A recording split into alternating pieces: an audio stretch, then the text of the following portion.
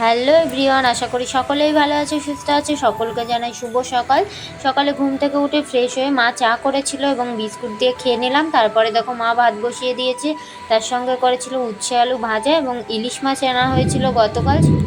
সেই ইলিশ মাছ এবং সর্ষে দিয়ে ঝাল করা হলো। কে কে খেতে ভালোবাসে অবশ্যই কমেন্ট করে জানিও। তারপরে আমি স্নান সেরে চলে আসলাম ঠাকুর ঘরে ঘর মুছে পরিষ্কার করে দেখো ফলগুলো বানিয়ে নিলাম।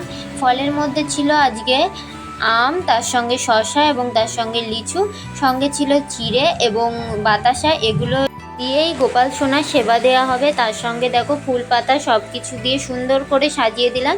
এটা হলো আমার বৃন্দাবন, দেখলে সত্যি চোখ জুড়িয়ে যায়। দেখো কি দারুণ করে সাজানো, এবং সত্যি ঠাকুর ঘরে ঢুকলে মনটা শুদ্ধ হয়ে যায়। তারপরে পুজো দিয়ে বেরিয়ে আমি কিছু জামা কাপড় ধোয়াচ্ছিল গোপাল সোনার বালিশ, সঙ্গে কোল বালিশ দেখো কি দারুণ লাগছে। তারপরে এগুলো সব আমি কেচে ধুয়ে দিলাম, কারণ অনেক দিন ধরেই কিছু জামা কাপড় জমা হয়ে গিয়েছিল, সেই কারণে সেগুলোই এক এক করে ধুয়ে নেড়ে দিলাম।